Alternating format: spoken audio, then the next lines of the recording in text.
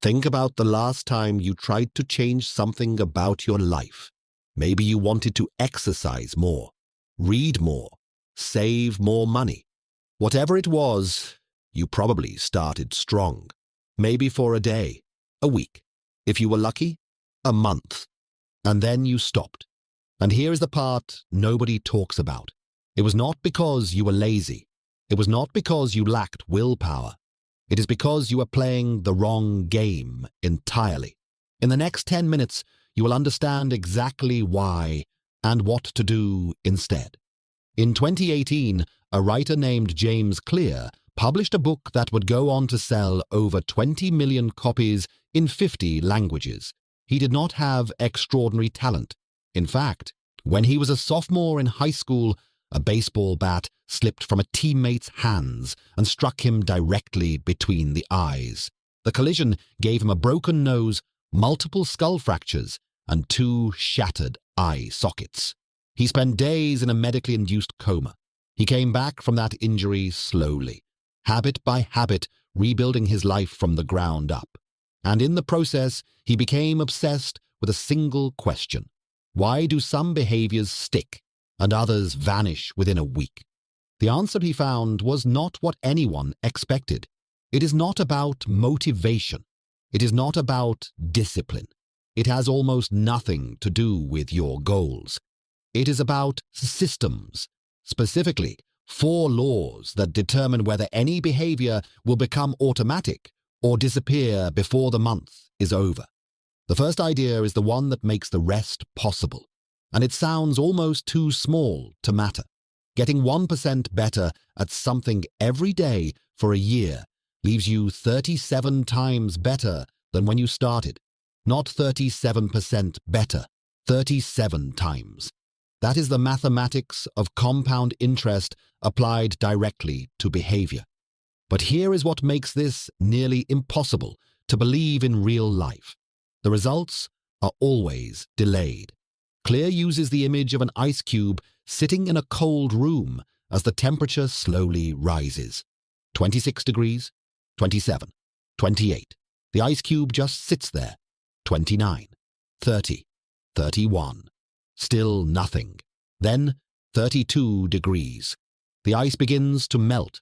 1 single degree, seemingly identical to all the ones before it, unlocks everything. He calls this the Plateau of Latent Potential. The work you are doing right now is not being wasted.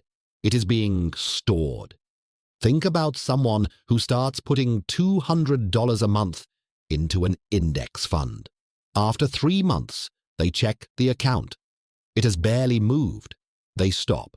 They never see the decade later when that same habit, left untouched, would have compounded into something that changes their life. Your net worth, as Clear puts it, is a lagging measure of your financial habits. You do not see the habit working. You see the result later. Stop asking whether this is working and start asking whether your trajectory is correct. Pick one area of your life and ask, if you repeated exactly what you did today for the next 5 years, where would you end up?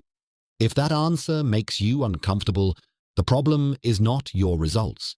It is your direction. The second idea is the one that separates people who sustain habits from people who constantly restart them. And it begins with a question almost nobody asks. Clear describes 2 people being offered a cigarette at a party. The first says, "No thanks, I am trying to quit." The second says, "No thanks, I do not smoke." Those 2 sentences sound nearly identical, but the underlying reality is completely different. The first person still believes they are a smoker, fighting their own nature. The second person has changed who they are. The behavior follows the identity, almost effortlessly. Clear's argument is that every action you take is a vote for the type of person you believe yourself to be. You do not need to change everything at once. You just need to win enough votes. The goal is not to run a marathon. It is to become a runner. The goal is not to read a book, it is to become a reader. Once your pride becomes attached to an identity, you will fight to protect the habits that sustain it. Pick one habit you want to build. Then ask, what kind of person would consistently do this?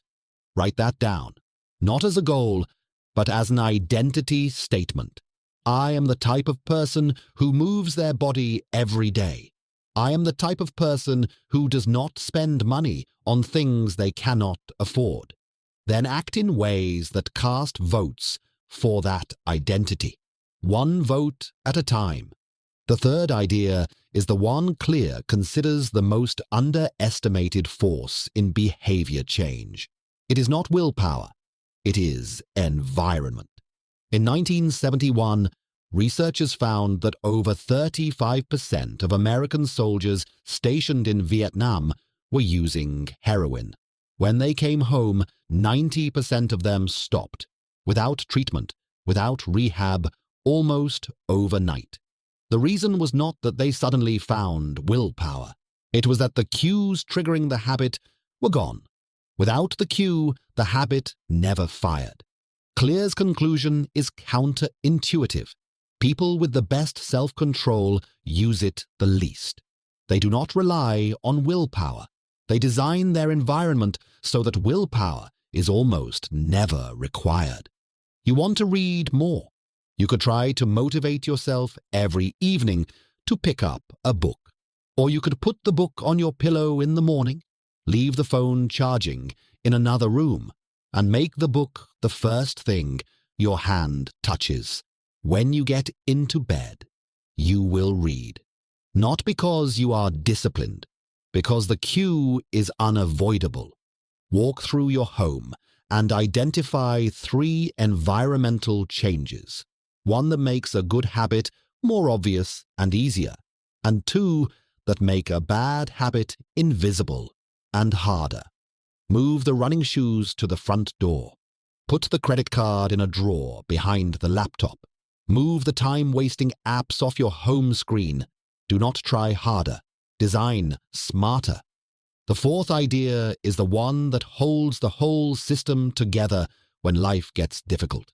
Making progress is satisfying, and satisfaction is what makes a habit survive. Trent Dismid was a 23-year-old rookie stockbroker who began each morning with 2 jars on his desk. One was filled with 120 paper clips. The other was empty. Every time he made a sales call, he moved 1 paper clip from the full jar to the empty one. The physical act of moving the clip gave him an immediate signal of progress. Within 18 months, he was generating $5 million for his firm. But there is a second layer to this that Clear considers the most important principle in the entire book. Never miss twice. Everyone misses a day. Life happens. The critical question is not whether you skip the gym on Tuesday. It is whether you skip Wednesday, too. Missing once is an accident. Missing twice is the beginning of a new habit. The first mistake is never the one that ruins you. It is the spiral of repeated mistakes that follows. Start a habit tracker today. A calendar with an X on every day. You did the thing is enough. The chain of marks becomes its own visual reward. And on the day you break it, because you will, your only job is to make the next day an X. The streak does not need to be perfect. It needs to be recovered quickly. So here is the system in full. The 1% rule tells you that your results are always delayed. Trust the trajectory, not the scoreboard. Identity-based habits tell you that lasting change starts with who you believe you are, not what you want to achieve. Environment design tells you that willpower is a scarce and unreliable resource. Stop fighting your environment and start building one that works for you instead. And the never miss twice rule gives you permission to be imperfect without losing the thread entirely. None of this requires extraordinary discipline. It requires extraordinary design. As Clear writes, you do not rise to the level of your goals. You fall to the level of your systems. Build the system. The results will follow. If this resonated with you, the full book is absolutely worth your time. And I have put the link to Atomic Habits on Audible in the description below. If you have never tried Audible, your first month is completely free through my link. You can listen while you commute, while you work out. Exactly the kind of habit stacking Clear talks about in the book. And if you want the one-page PDF summary of everything in this video, the 4 ideas laid out as a checklist you can actually use this week, the link to my free newsletter is also in the description. Every week I send out a new summary, same format, completely free. If this was useful, subscribe. There are 9 more books on this list that I think are just as important as this one. See you in the next one.